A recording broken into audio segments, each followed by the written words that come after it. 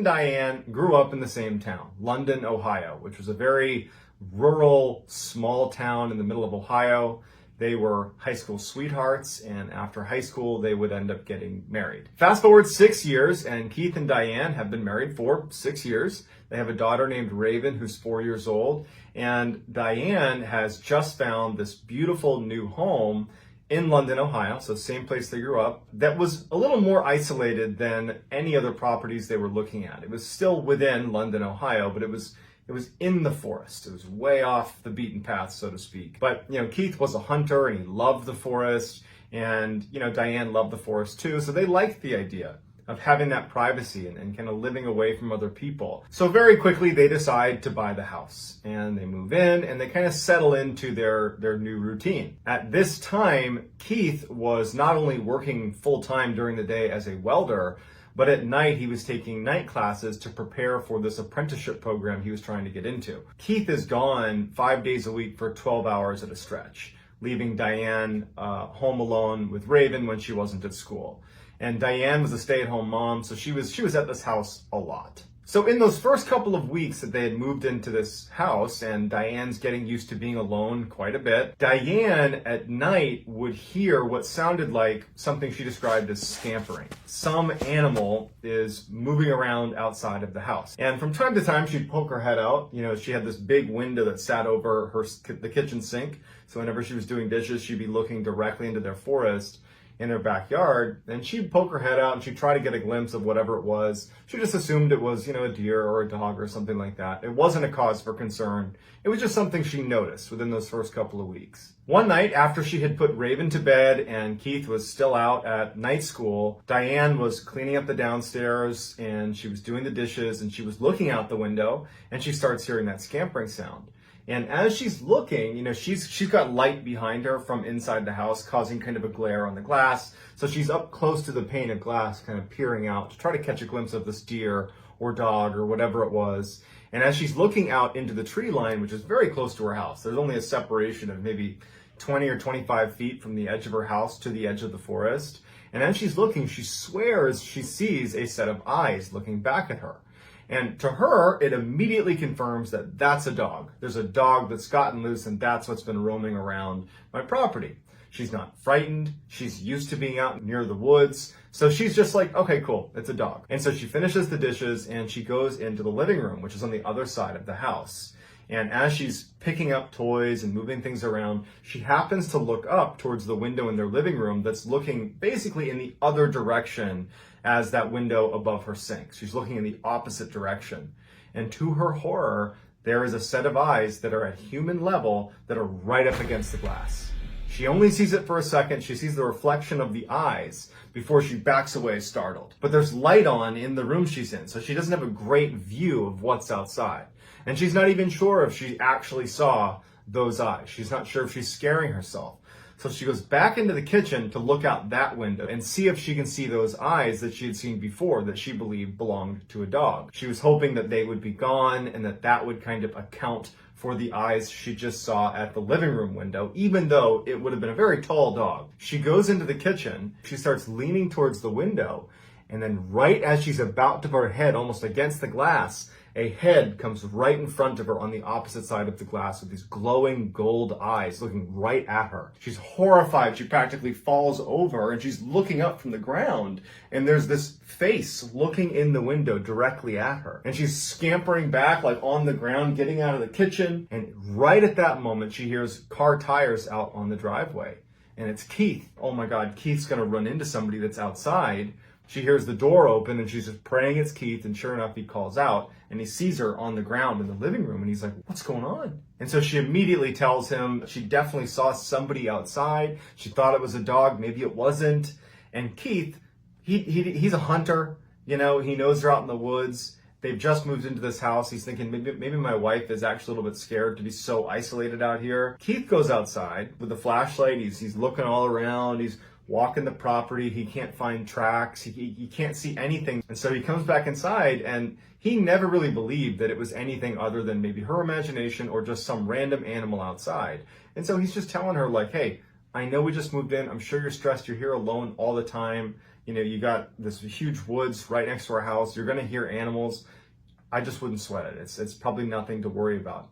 She was not cool with being, told don't worry about it because she knows what she saw. So a month goes by and Keith and Diane have stopped talking about whatever Diane saw. There wasn't anything else happening at the house. She wasn't seeing eyes or animals, hearing any scampering sounds. It was just kind of back to normal. Keith is gone. He's going to night school, and Diane's home by herself, and she's in the kitchen. She's looking out that window. She doesn't hear any scampering or anything, and without any warning, she sees a set of eyes suddenly appear on the edge of the window just outside of the woods. She sees the eyes dead on, and she backs up from the window.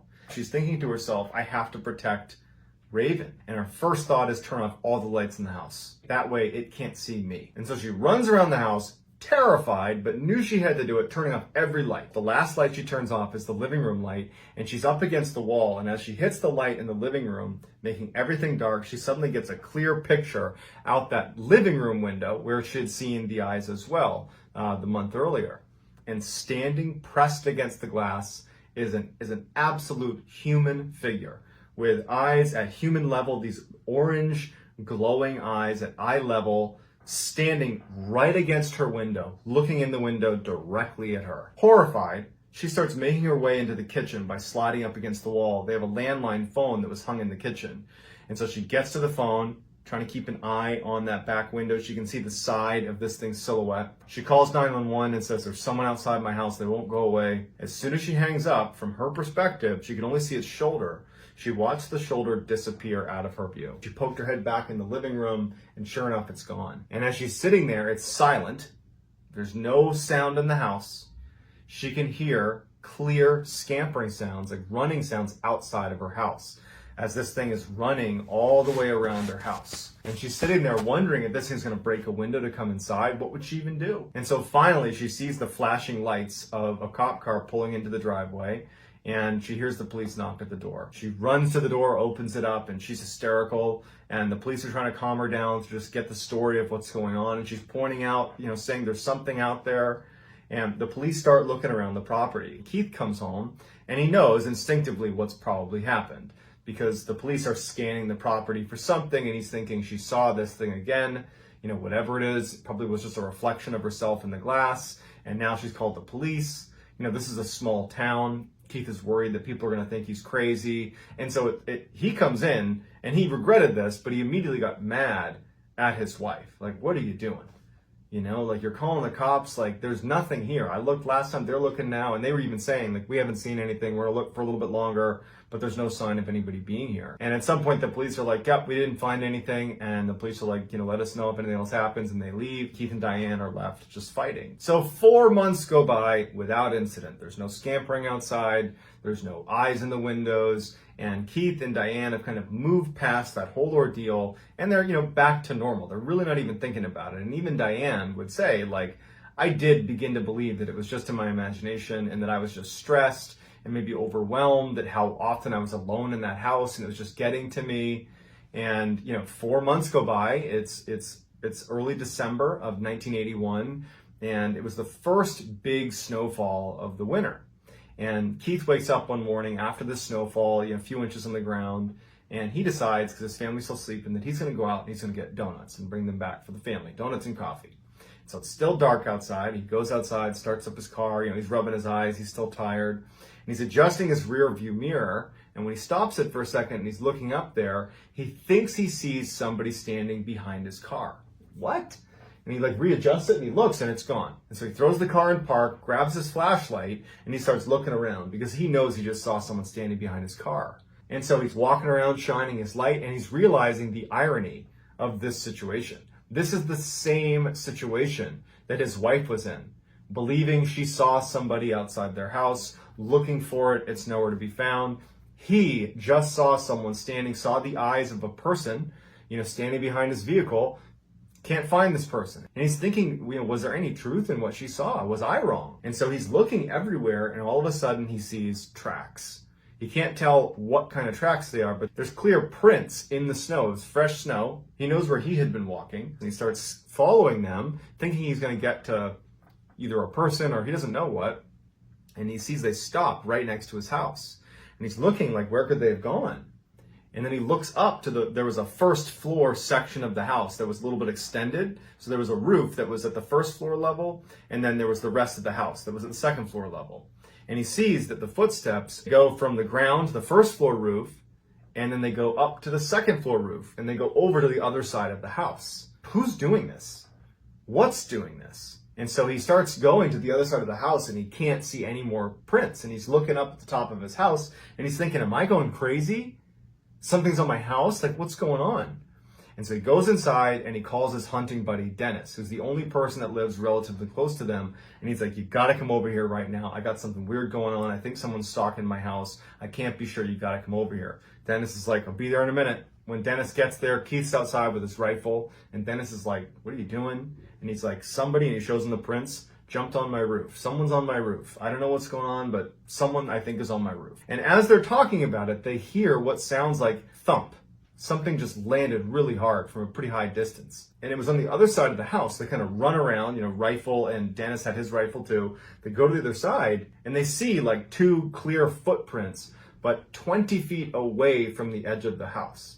Meaning this thing on the roof, if it jumped off, it jumped not only 2 stories to the ground, but it jumped 20 feet out away from the house as well, because there was no other footprints. And they just heard it land, and it ran off into the forest. And so Dennis and Keith look at each other, and Dennis is like, what do you want to do? And Keith's like, let's go after it. Now, Dennis and Keith, they hunt in these woods all the time. And they see right away that the footprints, the tracks of this person or creature or whatever it is, they're about 14 inches long, and it appears to be a bipedal creature.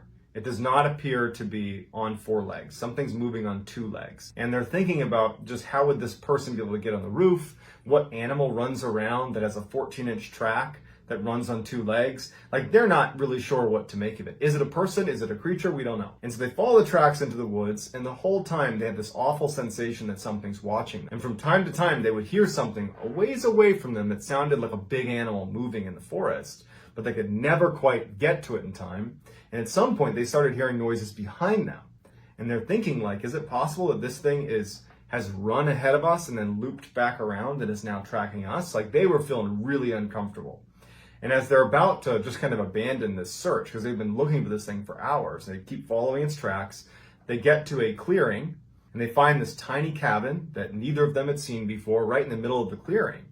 And they see that these tracks lead right up to it, and they follow the tracks up to the cabin, and the tracks stop right outside the door. There's one door leading into this cabin, and the door is shut.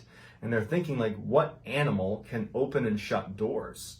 And so Dennis starts immediately hitting on the door, trying to get this person to come outside and show themselves. We know you were over at Keith's property. Get out here. We followed you here. We know it's you. There's no sound inside. There's no movement inside. They're looking in the windows. There's nothing.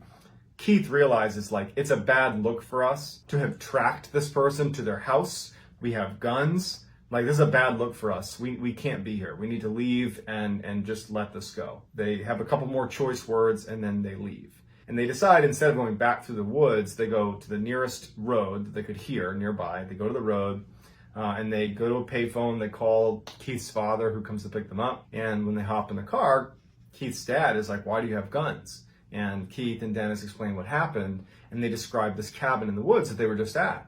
And Keith's dad is like, oh, I know who lives in that cabin. It's this guy who works at the tire shop. He's a loner type guy, older guy. No one really knows much about him. So Dennis is like, we got to go to that tire shop. I want to get a look at this guy. Keith's a little bit unsure, like he doesn't want to blow this out of proportion, but they ultimately decide that they're going to bring a beat up tire to this tire shop and ask to get it repaired, to try to get a look at this person who apparently owns the cabin. So they go to this tire shop. They know that the front desk attendant is not the guy who owns the cabin. It's the actual mechanic who's in back. And so they give the tire over, and the front desk guy yells back to George. Says, hey, George, come out here, you got a tire. And so Keith would describe George coming out of the shadows to get the tire.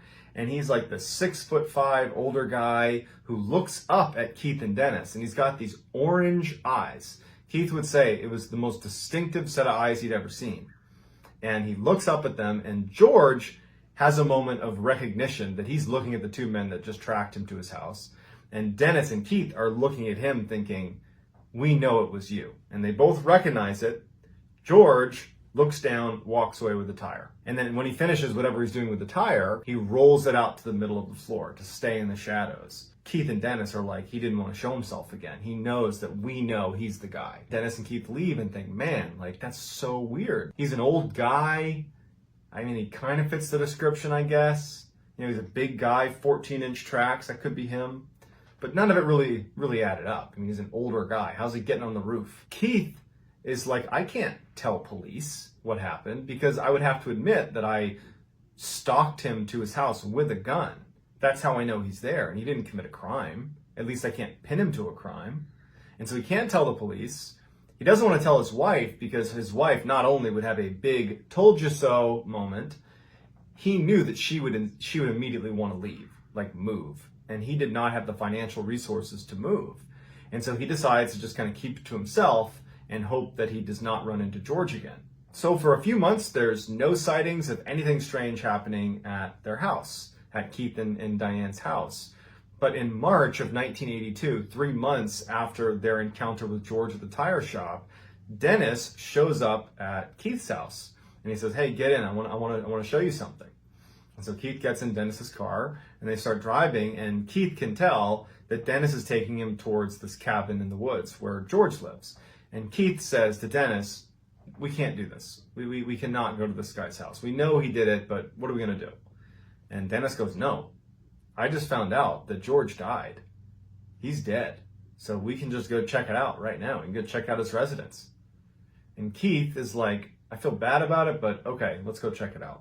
And so they start driving down this one access road that would lead to George's cabin, and they find a cop car is sitting in the middle of the road. It would turn out that Dennis knew the cop, and he explained the whole strangeness behind this cabin and how it related to them. And the cop at first was very reluctant to give any information about why he was there or what was going on at the cabin, but ultimately he relented and said, actually, you know, I'm here because there's some strangeness with the cabin.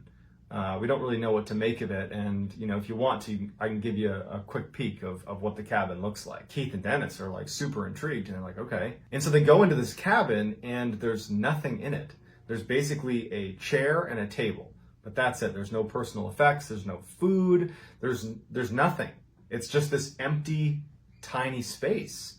And Keith and Dennis are, you know, shocked. They're like, wow, this guy was living like a hermit, basically. And they thought that that was what the cop was referring to when he said there's some weirdness with this cabin. They're like, man, that's crazy. You know, George, how did he live like this for 40 years? Crazy. And the cop's like, no, that's not the weird part. He goes, that's the weird part. And he points at a sheet that's hanging down inside of the cabin. The cop goes over and pulls the sheet aside, and it revealed a metal door, a sliding door, and they slid it open, and immediately they're hit with this wet dog smell, like kind of a gross wet dog smell. And they go into this cell that had plate steel lining the walls with metal strips and rivets holding everything in place. It was like this metal encased tomb that they were in. And in the middle of the floor was a 10-foot chain link, and at the end there were shackles for wrists and for feet. And on the wall were all these scratch marks, old and new, all over the walls. And so the police officer's like, yeah, we're trying to figure out what old George was doing with this cell in his cabin in the middle of the woods. Keith and Dennis, they leave and they go back into their car and they're driving away, and neither of them are even talking about what they saw. But they know that something that was being held in that cage in the cabin had been the thing they had stalked. It had been the thing that had been stalking their property, Keith's property. It was the thing that was staring in the windows. It's all very unsettling. But Keith, Dennis, Diane never found out what it was. Keith would say, though, that there was no more stalking at his property once George had died. They never saw the eyes again. So no matter what this was, something was showing up at Keith and Diane's house and looking in the windows and, you know, stalking them. And something made tracks, got on the roof of Keith and Diane's house, ran into the woods, and made its way back to George's cabin.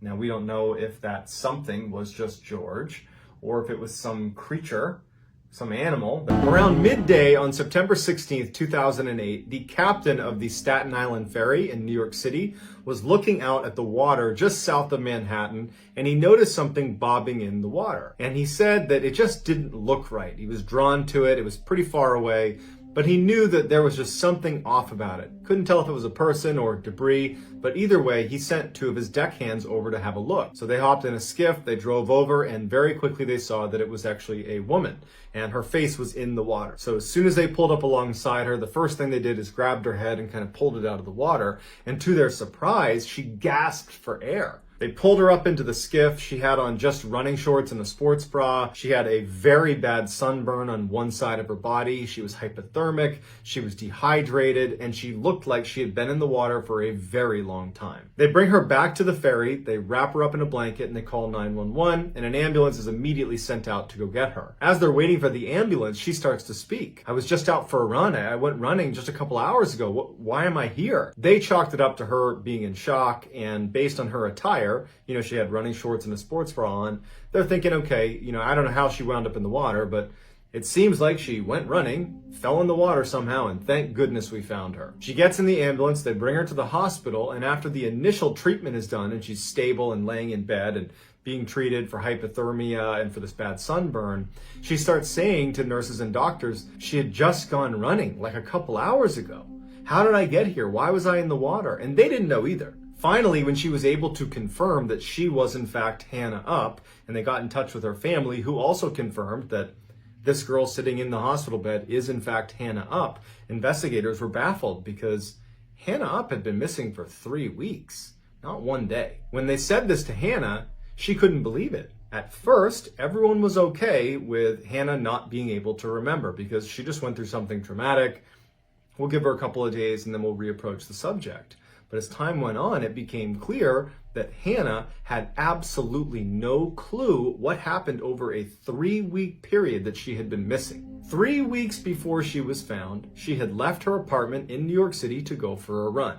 This was the day before she was set to start a new school year at her school in Harlem. When Hannah did not return to her apartment that night, her roommates actually didn't think much of it. From what I can tell, the roommates were not particularly close, and it wasn't unusual for them to kind of have limited interaction. 4 days would go by before Hannah's roommates would notice that she still hasn't come back.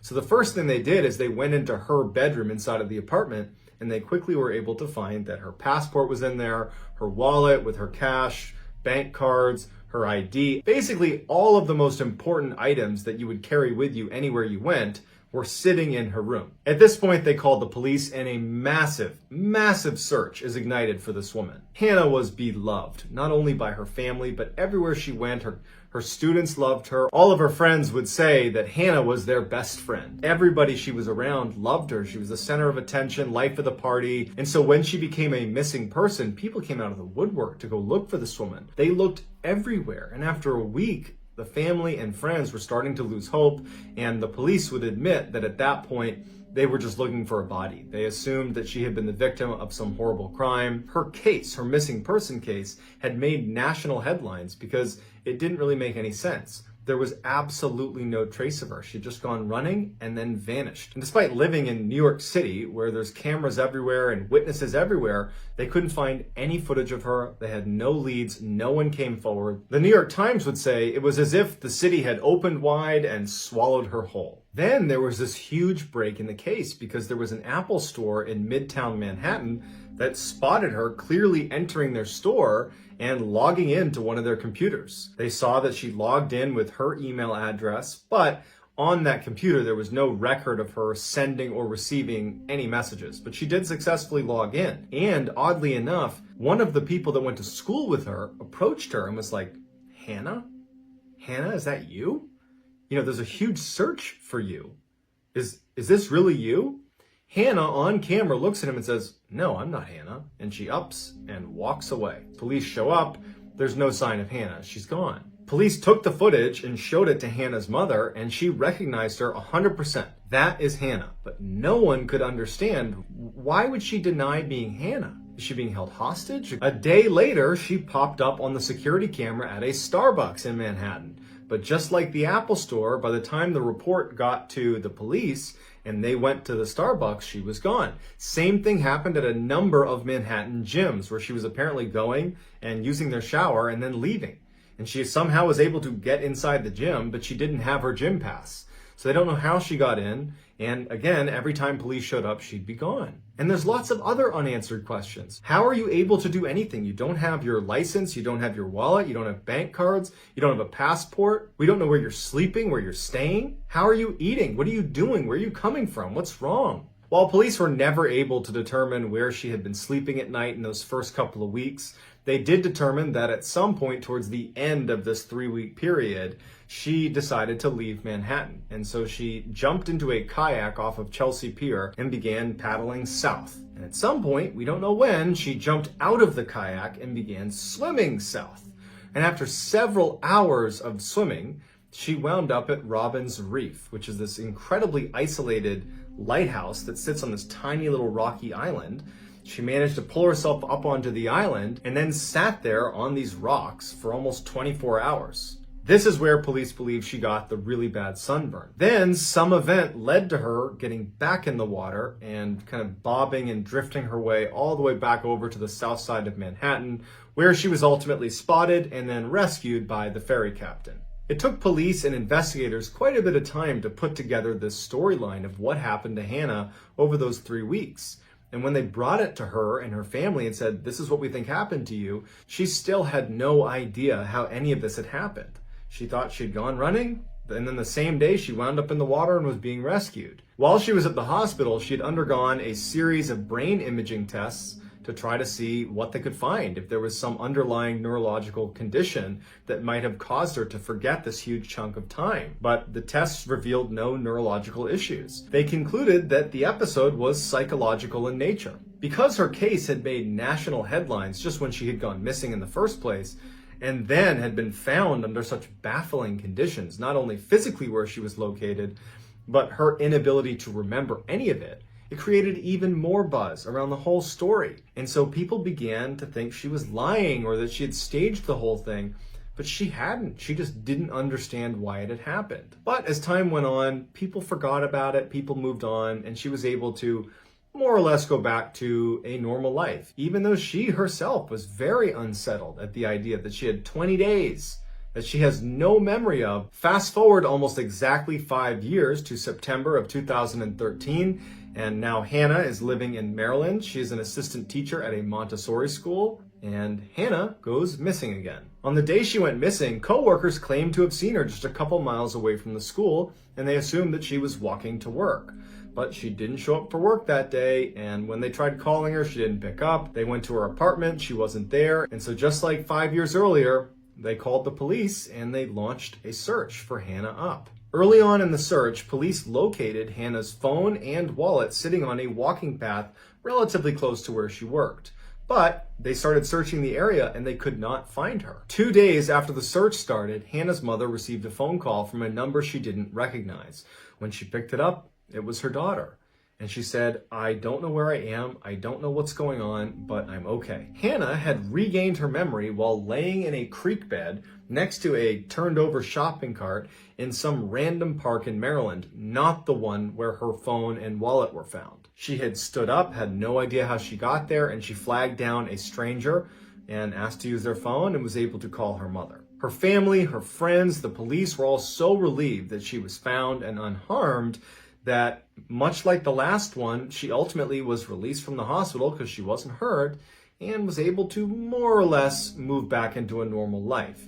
Except Hannah at this point felt really guilty. She didn't understand why this was happening, but she felt really bad about it. And it was clear to her family and friends that she really wished she could somehow have a do-over, to just start fresh and start a new life where no one knew her as this person who keeps disappearing. A year after the Maryland incident, Hannah would move to the U.S. Virgin Islands, a popular location for Americans that want to start again or go off the grid. She was able to land a job teaching at a Montessori school teaching 3 to 6-year-old children, and the director of the program would say that whenever they brought a family on a tour of the different classrooms, Hannah's classroom was always the first one they went to because she was such a great example of what children would expect if they came to this Montessori school. Because Hannah was not just a great teacher, she was a passionate teacher. She loved teaching, she loved her students, and she loved her new life in the Virgin Islands. But in September 2017, 9 years after her disappearance in New York and 4 years after her disappearance in Maryland, Hannah would go missing for a third time. Now, the lead up to this disappearance is a little bit unique relative to the other two. Right before she disappeared, there was a Category 5 hurricane barreling down on the Virgin Islands. And all of Hannah's friends, colleagues, everyone she knew was scrambling to leave the islands before it hit. But Hannah was not prepared to abandon the island and abandon her house and her school. And so she decides to stay behind. In the final few days before all of her friends and colleagues left the island, they described Hannah as being in some sort of a trance. She was hard to get through to, hard to speak to, but she seemed rather sing-songy, like she was in a really good mood, but very difficult to communicate with. On September 15th, just a few days before the hurricane would actually make landfall, the few staff members at the Montessori school who had stayed behind on the island to weather the storm called a meeting, and Hannah was not present. She was last seen preparing her Montessori classroom for the imminent impact of the hurricane. When they went to her apartment, she wasn't there, and so they went out looking for her. One of her friends knew that a favorite location of Hannah's was Sapphire Beach. And when she got there, sure enough, there was Hannah's car parked in the parking lot with her purse, passport, and hundreds of dollars inside of her car. Hannah's clothes were found down on the beach on a chair, neatly folded, but there was no sign of Hannah anywhere. A desperate search for Hannah was launched, led by the Coast Guard, but it had to be abandoned after only a couple of days because the hurricane was barreling down on them. And to this day, she has never been seen or heard from again. There's a huge part of this story that I've intentionally left out until right now. After Hannah was scooped up by the ferry captain and brought to the hospital after that first disappearance in 2008, they ran all those brain tests and they discovered that there was nothing wrong with her from a neurological standpoint. However, they did run a series of psychological tests and they discovered that she had an extremely rare form of amnesia called dissociative fugue. For those that suffer it, there are no symptoms leading up to it, and then all of a sudden you forget all of your autobiographical information, but you don't forget how to live. Someone in a fugue state could very easily leave their apartment, go to a store, interact with other people. They just don't understand who they are. They don't know their name. They don't know their history. They don't know why they are located where they are. This can last for a couple of hours, all the way to years. The most famous example of dissociative fugue is Jason Bourne from the big blockbuster movies about the CIA operative who wakes up and has no idea who he is or why he is where he is. He doesn't know the people around him, but he recalls all of his training and is able to be this like ninja who can fight off bad guys left and right but doesn't know who he is. Now, when Hannah disappeared in 2008, almost certainly she was in a fugue state and then was located again, and thankfully she was alive. 5 years later, same thing happens in Maryland. She goes into a fugue state, and then 2 days later she's found again, has no idea how she got where she got, but there she was. Now, the tricky part is, in 2017, when she went missing, it would be very easy to say that she was in a fugue state because it had already happened 2 times before. However, other people believe that she just wanted to start her life over again. She hated being known only for her 2 disappearances. She wanted to be known as a happy, loving person, a great teacher, a great friend. And none of that was possible with her history. And so some say that she staged the last disappearance because she knew with the hurricane coming in that she would be able to kind of disappear without a trace and people would assume that she was probably dead. So I'd love to get your take on what happened to Hannah Up, specifically what happened the 3rd time she disappeared. Was this just another example of her being in a fugue state and disappearing? And will we hear from her again? Or did she stage all of this to run away from Hannah Up and start all over again with a brand new identity, not tethered to the history that she really would like to forget? Let me know what you think in the comments, and I'll do my best to get back to as many of you as I possibly can. If you enjoyed this video and you want to see more like it, then I would encourage you to steal the like button's favorite bar of soap, cover it in clear nail varnish, and then replace it, and laugh at the like button when their soap doesn't lather.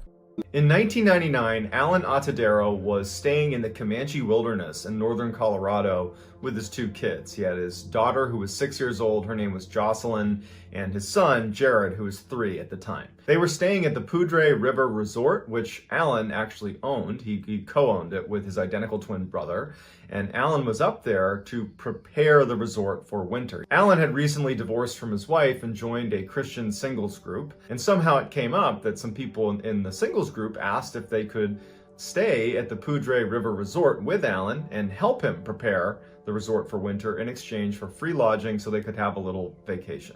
Alan said that was great because he really needed the help. As soon as they got up there, 11 of the Christian singles members were talking about going to the nearby state fish hatchery. Jared and Jocelyn had heard about this and were really eager to go with them, and they asked their father, Alan, if that would be okay. Alan felt comfortable with Jocelyn, his 6-year-old, going, but was reluctant to send Jared because he was 3, was worried that, he would lag behind, and was just generally reluctant to send his youngest.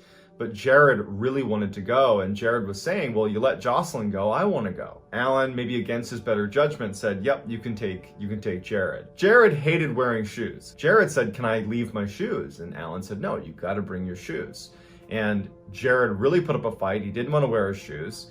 Alan said, okay, put on your shoes, we just won't tie them.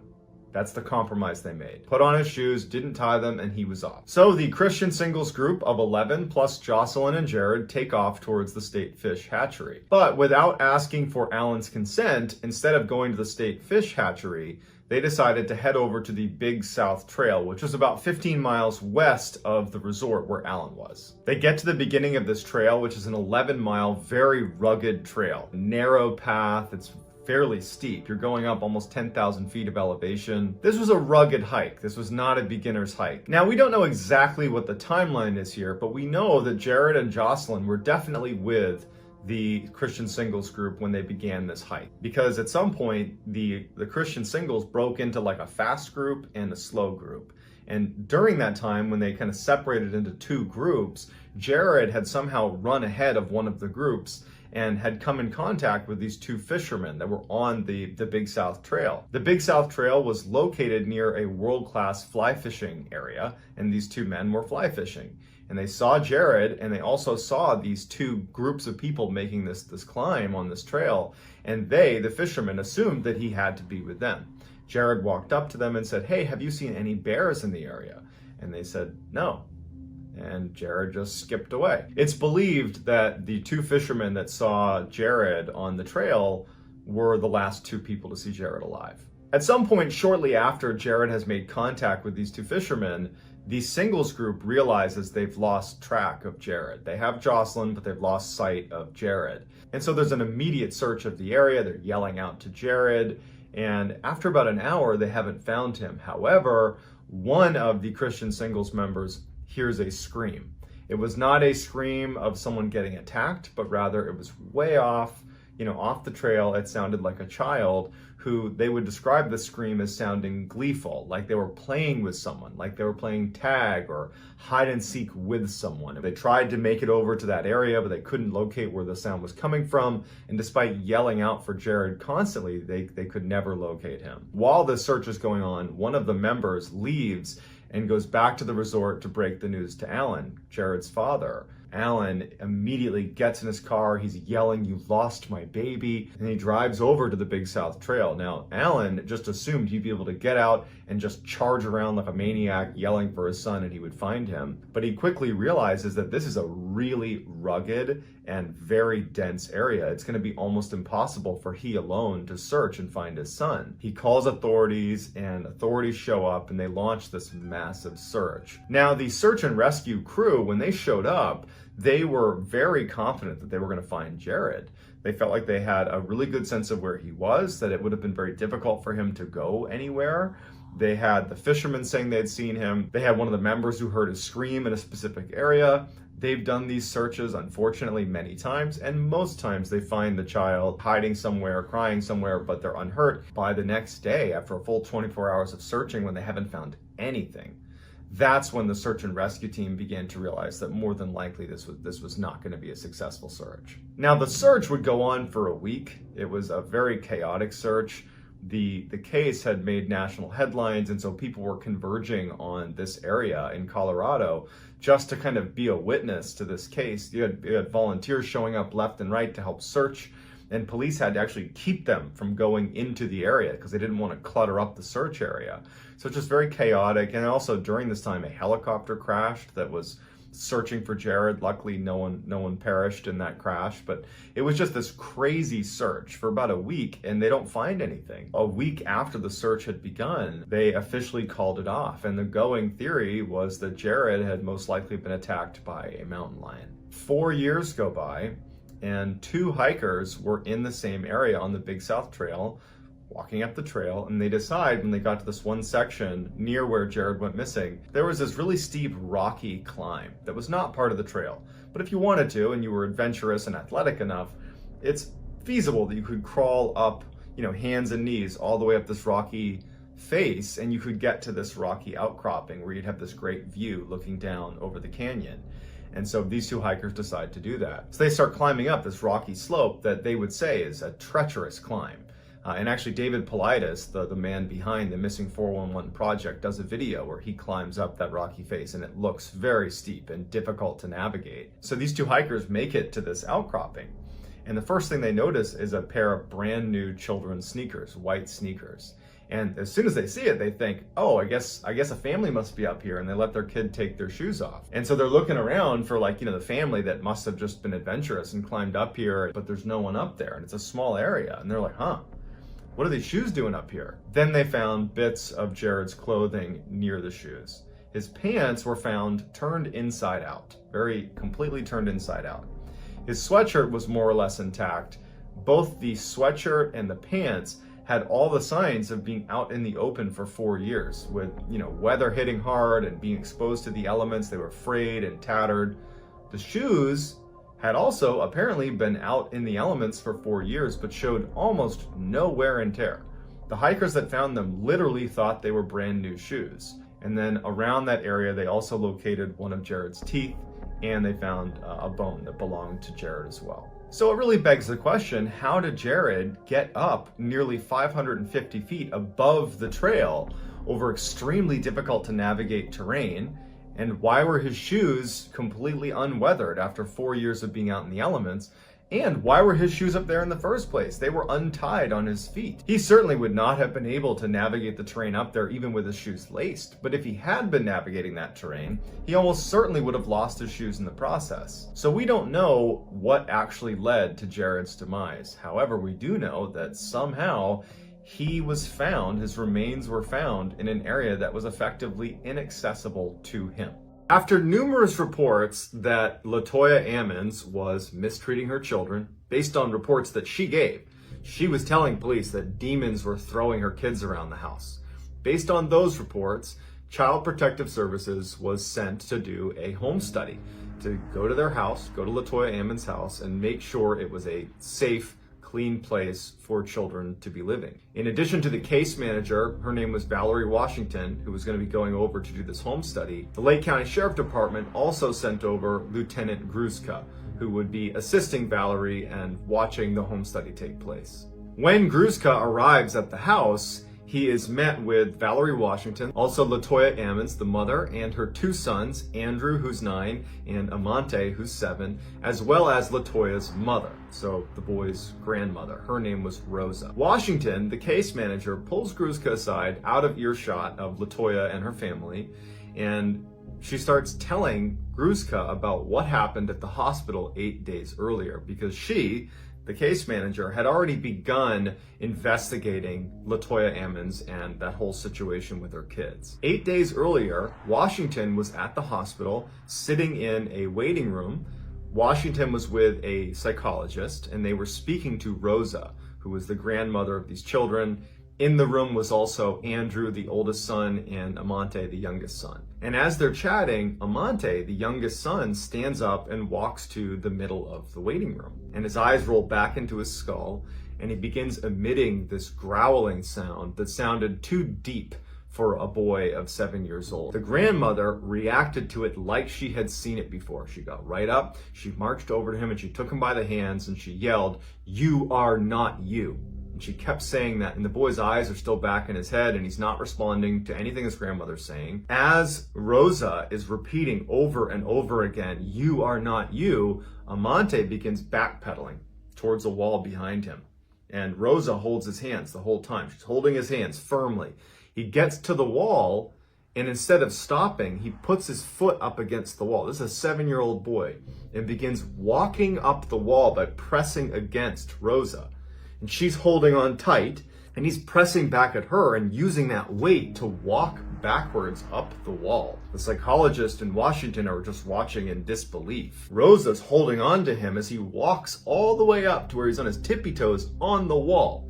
And then he flips forward in front of her and lands on his feet on the other side of Rosa. The psychologist and Washington literally run out of the room, and they go get a doctor and they explain what happened. The doctor comes in, not having any clue what to make of this, and just says to the boy, "Can you do that again?" And Amante at this point, his eyes are back to normal, and he's sitting now next to Rosa, and he says, "What? I didn't do anything," and acted like he had not been walking up the walls. Now, it's not in the report how Lieutenant Gruszka responds to Washington's story about the hospital.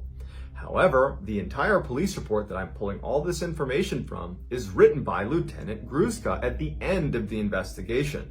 So this exchange between he and the case manager, Washington, about the hospital visit that he was not part of, it apparently carried weight in the entire investigation, that he felt compelled to add it into the report. Even though on paper, you would think if you're doing a home study for this house, why would you incorporate something that didn't have anything to do with the house? It gives you maybe an insight into Lieutenant Gruszka, although his language remains super professional and very pragmatic, that perhaps Lieutenant Gruszka at the end of this investigation was starting to think this might be paranormal. After this story, 2 more police officers show up to the house to assist with this home study.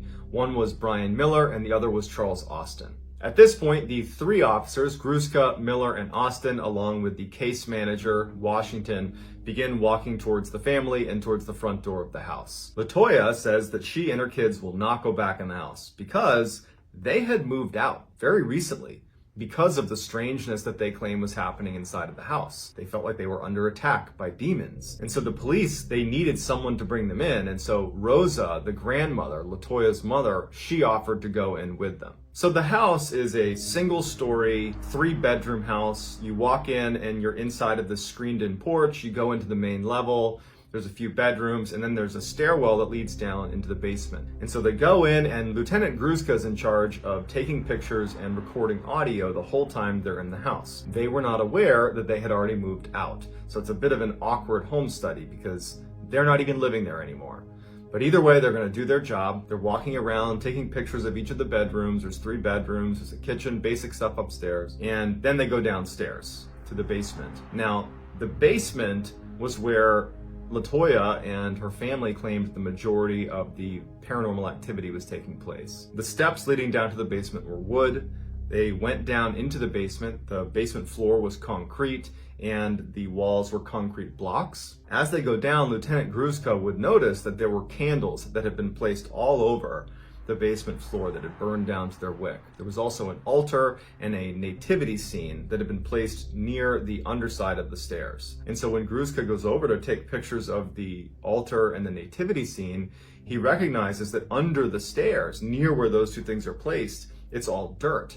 The concrete that made up the floor of the basement had been broken away, and there was jagged pieces of concrete where there should have been a continuous flow of concrete underneath the steps. It had been snapped up and broken away. It was gone. When Rosa was questioned about the strangeness of the basement with all the candles and the altar, she just said that there's a presence down here, and that's all she was able to articulate. The other officers and the case manager and Rosa, they go back upstairs, and Lieutenant Gruszka and Charles Austin, the other officer, they stay in the basement and take a few extra pictures, a couple more underneath the stairs, and just of the candles before they ultimately go upstairs as well. When Gruszka comes upstairs, Rosa's waiting for him, and she's about to turn the light off leading down into the basement, and she asks him, "Did you get any pictures underneath the stairs?" And he said, yeah, I did. I stayed down there and I took some more pictures. She looks at him and she says, "Sometimes at night when we're sleeping on the main floor, we'll hear commotion in the basement. It sounds like maybe someone bumping on the underside of the stairs. And then you hear footsteps walking up the wood steps. And whatever it is stops on the other side of the door leading into the main floor, and it will stay there for hours. We're too scared to open the door to look. Gruszka goes back to his office and he immediately uploads the pictures that he took with a focus on the ones he took in the basement. And he finds that there is a couple pictures he took under the stairs, that in the right-hand corner of the picture, just behind one of the steps, it's partially obscured, is a white mist or a white cloud. And he zooms in on it and he brings in other officers and they look at it, and if you zoom in close enough, it looks like a man's face. As they're zoomed in on this mist underneath the stairs, they can see, only because they've zoomed in, that there appears to be a faint green mist on the left side of the picture. Appears to be a woman's face. Gruszka and Austin, who were the only two in the basement at the time of these pictures taken, swear they did not see a white or green mist under the stairs when they took pictures. Gruszka, again, it doesn't say in the report how he's feeling, but you can imagine he's starting to feel a little bit uneasy about what he's witnessing. Gruszka just goes to his audio recording. And so he fast forwards to the section where he and Austin are alone in the basement taking these additional photos. And you can clearly hear on the recording Gruszka and Austin talking to each other as they're taking these pictures. And at some point, as they're taking these pictures of the basement, a third voice, not Austin, not Gruszka, say directly into the audio recorder, "Hey." The audio recorder was one that Gruszka was used to using, and it had never malfunctioned before. And he and Austin were the only ones down there. And so they couldn't explain where the third voice was coming from, and neither could any of the other officers who listened to it. On April 30th, Gruszka set up a meeting with Latoya Ammon's priest, who she was very close with. They were regular churchgoers. This priest, his name was Father Maginot, he had been at the Ammon's residence 5 days before this home visit was done, when Latoya Ammons and her family was still living in that residence. And so Gruszka went to interview him to get a sense of what it was like when they were still living there. Father Maginot said he was there because Latoya had reached out and said, "I don't know what to do," because she's claiming there are demons here. And while they're sitting in the living room on the main floor, Father Maginot is telling Gruszka that the bathroom light started flickering on and off. And so it was distracting enough that ultimately Father Maginot got up and walked over to the bathroom, and as soon as he went inside, the flickering stopped. And then he'd go back down and sit down, and it would start again. Repeatedly, Father Maginot would get up when it was flickering, he would go in and it would stop, he'd come back and it would start flickering again. So while this is happening and Father Maginot is going back and forth to the bathroom trying to figure out why the light is flickering, Latoya points out that a liquid is forming on one of the window blinds in the room that they were all sitting in. There was this oily liquid substance that was just kind of trickling down the window blinds. And Father Maginot walks over and looks at it. They're all looking at it, and there's no leak in the ceiling. There's no source for this liquid, and it hadn't been there before. At least that's what Latoya Ammons and her family is saying, that that's not from us. We don't know what that is. As they're looking at this oily substance on the blinds, the cord that controls the blind itself starts swaying back and forth. And everyone's startled as they're looking at it because there's no draft in the room. The window's not open. There's no reason it should be swaying. While they're looking at this cord, Father Maginot looks down and sees this huge footprint in the carpet near where they're standing that was too big to be his, and nobody else in the house had a footprint that was that big. At this point, Father Maginot doesn't think it's safe for the family to be there and advises her to leave. And this would actually be the episode that prompts Latoya Ammons and her family to leave the house and not come back. On May 10th, Lieutenant Gruszka, a new Child Protective Services case manager, and a host of police officers go back to the Ammons residence. The Ammons residence has been unoccupied with all utilities shut off, locked and sealed since the last time they were there, which was on April 27th. So it's a 2-week period that no one has been in the house. But there is a customary follow-up to this house. They had to as part of the home study. When Lieutenant Gruszka arrives at the property, outside is Father Maginot, as well as Latoya Ammons, her mother, Rosa, LaToya's 2 sons, Andrew and Amante, as well as a host of police officers. There's a canine unit that's there. Although it's not said explicitly in the report, it would appear that the reason there's all this additional police presence in a canine unit is because there's enough weirdness being reported about the house. There could be, a home invasion situation happening, that somebody else is living in this house. Any number of things could be happening, but they can't write off all of the strange testimony about what's happening in the house. And so before they go in for this second home study, they have one of the dogs from the canine unit go into the property and search the property for intruders, just in case this was a home invasion or something like that. They wanted to just check the box. So they send the dog in, the dog comes out, hasn't found anything unusual. And so the police, along with Father Maginot, the case manager, and Rosa, they go back into the house. The main level looked untouched. There was nothing strange happening in the main level when they walked around. Nothing was disturbed. It looked like no one had been here in 2 weeks. So they open the door to the basement, they turn on the light, and a couple weird things happen right away. One, they notice that on the steps, on the wooden steps leading into the basement, there is an oily substance with no clear origin that goes all the way down the steps, snakes around the side, and disappears underneath the stairs. As they begin walking down the stairs, the case manager from Child Protective Services happens to touch a cabinet that had been built into the walls along the stairwell leading down into the basement. And immediately she pulls her hand back. She grabs her pinky and she reacts like something had hurt her. And they ask, "Hey, what's going on?" And she's like, "I don't know, I just touched the cabinet and my hand now hurts, my pinky hurts, it's tingling." And it apparently had turned white. We don't have any images to show that, but her pinky basically had been wounded just from touching this cabinet. And so the officers go down into the basement, they follow this oily trail that goes back under the stairs, and they're thinking to themselves, all the utilities have been turned off. There's no reason there should be any water down here. Not to mention there's no origin for this oily substance. And no one's been in the house for the past 2 weeks. So we can't even account for this by saying that one of the family members might have spilled something. And so even though it's not written into the report that they were scared or that they were considering this could be beyond rational explanation, it's clear from what happens next that everybody there was ready to explore the idea that something was happening underneath the steps, because now the family's claimed there's been something crawling out of there and walking up the stairs at night. You have this strange oily substance coming from the underside of the stairs. You have the white and the green apparition inside of the pictures. Father Maginot suggested that if there was some sort of demonic possession happening in the house, that there's a good chance they would find things underneath the steps that were tied to the family. And so they decide they're gonna dig up the dirt underneath the steps. And so Gruszka begins digging into this dirt patch under the steps. And he makes it about 2 feet down. And he finds a press-on pink fingernail.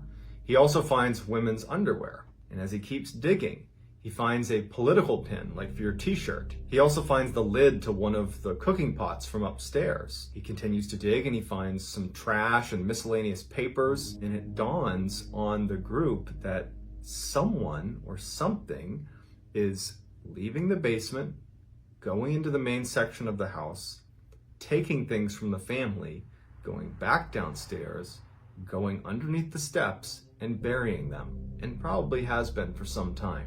And so at some point they stopped being able to dig any farther. The soil was too hard, so they put the soil back and decide to leave the house. As they're leaving the house, Rosa is the last one to leave, and she actually says, "Hey, come over here." And she's standing in that screened-in porch, and she's looking up at the window blinds. On the window blinds in the house is that same, or it appeared to be the same, oily substance trickling down the blinds that matched the description of what Father Maginot had said he had seen when he was visiting the family before and saw liquid coming down the blinds. And so the officers reacted to this by saying, "Rosa, did you do this? Are you responsible for putting this liquid on the blinds?" And she said no. There was no clear source for this liquid. There was no leak. There was nothing. And so Lieutenant Gruszka wipes the liquid off of the blinds and tells everyone to leave the house. For 25 minutes they waited, and then they went back inside to see if there was going to be liquid there, and there was. And Father Maginot would say that after that first time he was there and he saw the liquid dripping down, he did some research, and it's very common over the history of time that if there's any sort of demonic possession in a house, that liquids will ooze from different areas in the house, and it's this oily substance that matches the description of what they just saw. At this point, Lieutenant Gruska and the police tell everyone to vacate the premise, they lock it up, and they leave. And that is the end of the police report. Although not included in this police report, where I pulled all of the story from, Charles Austin, who was the other officer who was in the basement with Lieutenant Gruska when they were taking pictures underneath the steps and they heard that voice on the recorder.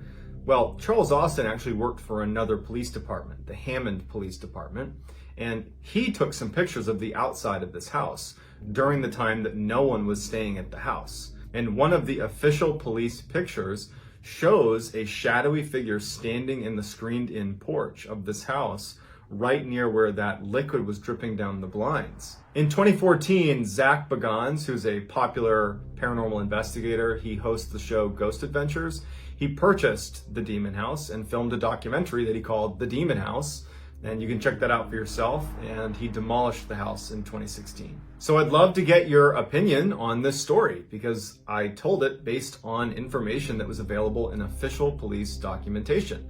Now, that doesn't mean that it was paranormal, that this house was haunted, that there were demons there, but it at least makes you wonder what was really happening. In July of 1938, the Beilharz family decided to go camping deep in the Rocky Mountains.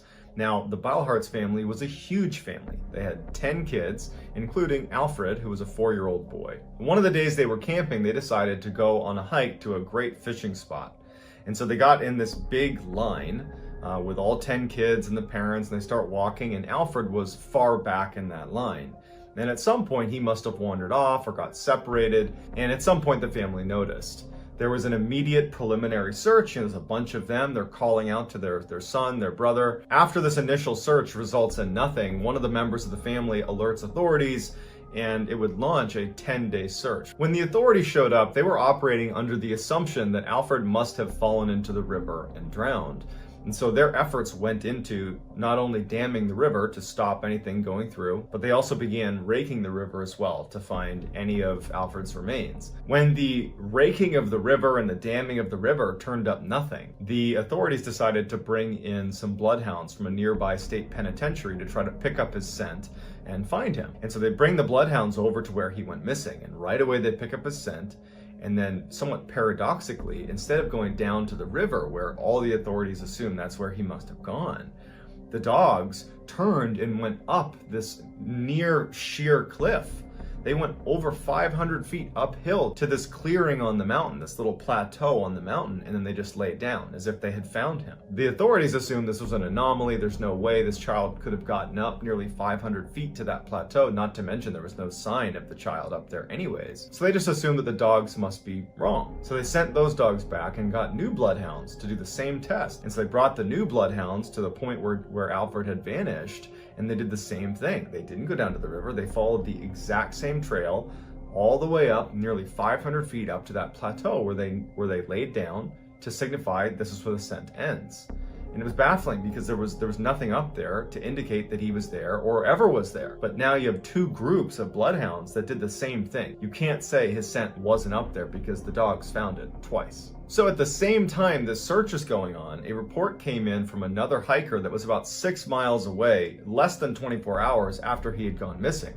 And the report from this hiker was he was sitting down to take a rest, and he looked up towards this mountain. And about 500 feet up, he saw a little rocky outcropping, and a boy walked out to the edge and looked down at him. And the man looked up like, how did the boy get up there? And the child let out a shrill shrieking sound before something that was out of view pulled him backwards, and then he was never seen again. And so he reported it, and the authorities dismissed it, because how could a 4-year-old boy have moved 6 miles away and 500 feet up to this rocky outcropping? However, authorities did send a team to go search that area where this hiker had seen this child, and there was nothing there. So you have these two separate locations, one near where Alfred disappeared about 500 feet up on a seemingly inaccessible rocky outcropping where the bloodhounds had taken his scent to, and then it vanished. And then 6 miles away, you have another sighting of a boy that matches Alfred's description that's another 500 feet up on a rocky outcropping that's seemingly inaccessible to a child. And that's all we have. Alfred was never found.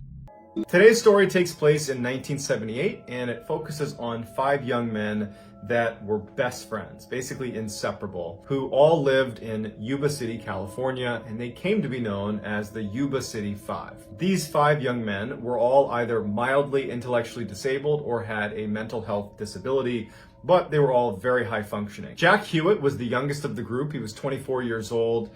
He was fairly uncomfortable in social situations and didn't do well around strangers, but around his 4 best friends, he blossomed and was incredibly funny and lighthearted and got along extremely well. Ted Wheeler was the oldest of the group. He was 32, and he kind of took a big brother approach to Jack Hewitt. He kind of looked after Jack specifically. Those two were very, very close. And Ted was known to actually occasionally make phone calls on Jack's behalf. When Jack felt uncomfortable calling a stranger on the phone, Ted would step in and be the bigger brother and make those phone calls for him. Bill Sterling was 29 years old, and he was deeply religious. He would spend a lot of his time going to the library where he would read Christian literature. Jack Madruga was 30 years old, and he was an Army veteran. However, he had been discharged from the Army after a medical evaluation determined that his IQ was too low. So he was discharged from the Army. He was the designated driver of the Yuba City Five because he was the only one of the 5 that had a driver's license. Jack loved being the driver because he loved his white and turquoise Montego, a 1969 Montego. It was like his prized possession, and he felt very proud driving the group around. Last but not least, you have Gary Mathias, who was the unofficial ringleader of the group. He was 25 years old. He also was an Army veteran, and he as well had been discharged following a medical evaluation where they diagnosed him with schizophrenia. So he was discharged and he went back home to Yuba City to move in with his parents. Initially, when he came home, he really struggled. They hadn't found a good way to manage his diagnosis. But eventually his doctor found the right mixture of medications and treatment, and he totally stabilized. And in fact was able to even hold down a job working part-time with the stepfather in his gardening business. Now, what really brought this group of 5 men together was their shared love of sports, really basketball specifically. When they got together, they were either talking about basketball, watching basketball, or playing basketball. The Gateway program that they were all enrolled in, the Voc Rehab program, they had a basketball team. And so they all played on that basketball team, and they were super passionate about that team. In February of 1978, their basketball team, along with a host of others, were slated to compete in a tournament where the winners of this tournament would get a free trip out to Los Angeles. And so the Yuba City Five was so excited about this tournament. Their tournament was supposed to start on February 25th, 1978, but their favorite basketball team, UC Davis, was playing just 50 miles away from them in Chico, California, on February 24th, so the night before their big tournament. So they decide that they want to go watch this game, right? They want to go out to Chico and root on their favorite team, but make sure they're back in time so they can get a good night's sleep before their tournament starts on the 25th. So they load up in Madruga's Montego, they drive the 50 miles out to Chico, California, and they root on their team, UC Davis, who ends up winning the game. Now, there were multiple witnesses that saw the Yuba City Five at this basketball game, so we know they were there. Following the game, the boys loaded up into Madruga's Montego, and they drove a short distance to a little convenience store in Chico where they got sodas and cartons of milk and some snacks. And the shop owner would actually say to investigators that he remembers them because they came in at about 10 p.m. and it was when he wanted to close down the shop. And so he remembers feeling annoyed when this big group, 5 men, come in and they're buying a bunch of stuff because it delayed the shop owner's ability to close down the store. That sighting at the convenience store would prove to be the last time anyone would see the boys alive. So that night, some of the boys' parents had stayed awake to wait for their son to come home. And when they didn't, and it was starting to get late, the parents started calling each other to ask if they had seen their son, and no one had. And so not only was it strange because the boys always told their parents and loved ones where they were going to be, but the idea that they would jeopardize a good night's sleep before this tournament that they had been obsessing about just seemed very, very uncharacteristic. And so by very early the next morning, all the families called the police and said something is wrong. So the police officer in charge of the investigation was Lieutenant Lance Ayers. Ayers had gone to high school with Ted Weir, so he had a personal connection to this investigation and was more motivated than perhaps he would have been otherwise to make sure they are doing everything in their power to find these boys. When the first few hours of the search don't turn anything up, Lieutenant Ayers decides that he's going to greatly expand their search radius. And it was because of this expanded search that just a few days later they were able to locate Jack Madruga's Montego car. Presumably, after the boys had gotten their snacks and drinks at the convenience store around 10 p.m., they would have been driving straight back to Yuba City because they had that big basketball tournament the next morning. But the car was found 70 miles away from Yuba City, away from Chico, up in a remote forest on a dirt road. The families of the boys had no idea. They couldn't even speculate why that car would have driven up that access road into this remote forest. There was no reason they'd be going up there, at least none that the families would have any understanding of. In addition to the strangeness surrounding why it was 70 miles away up in some remote forest, it also didn't make any sense that the boys had abandoned the vehicle. Even though it was covered in snow, there was no indication that it had been stuck in snow. There was a quarter tank of gas, so it didn't run out of gas. There were no keys in the ignition, so when the police had to hotwire it to drive it back, the car ran just fine. So there was no mechanical issues or any engine issues. They literally put it in park in the middle of nowhere and got out and left. They looked inside the vehicle and all that was in there was some wrappers and cans and cartons from the snacks that they had presumably been eating since they left that convenience store. But no keys, all the doors were shut, one window was down slightly, and some wrappers. That was it. So the search shifts to now looking exclusively in the area that this car was found. And over the first couple of days following the discovery of the car, they're looking everywhere and there's no sign of the boys.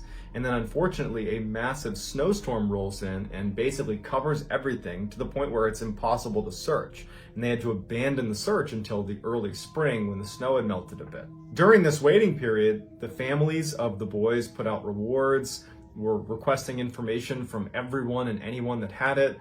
The police were fielding thousands of tips and unconfirmed sightings about where they could be, but none of it amounted to anything. They made no progress. They had no idea where these boys were. On June 4th, 1978, so just a little over 3 months after the boys had gone missing, some motorcyclists that had been on a long road trip happened to be up in those mountains on those dirt roads near where the Montego, the car, had been discovered. They were about 20 miles from that point, and they had found this cul-de-sac that they parked their bikes in, and they decided to just kind of stretch their legs, and they look down a little ways off the cul-de-sac and they see this old looking trailer, and they decided, just out of curiosity, to just kind of walk over and see what it is. It would turn out that it was a trailer maintained by the Forestry Service, but it really hadn't been upkept in a long time. And so as they're walking over, they see that one of the windows has been broken, and they think, okay, it's more than likely abandoned, and they think they're just going to open the door, poke their head in, and just see what's in there, just purely out of curiosity, because they're kind of in the middle of nowhere and they're just curious.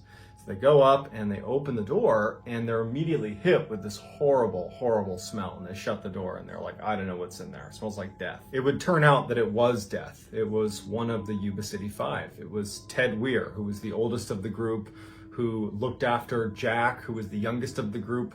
It was his body. The mystery really only deepens when you go inside the trailer. Ted Weir was found wrapped in 8 blankets on this bed inside of this trailer. His feet were badly frostbitten and gangrenous.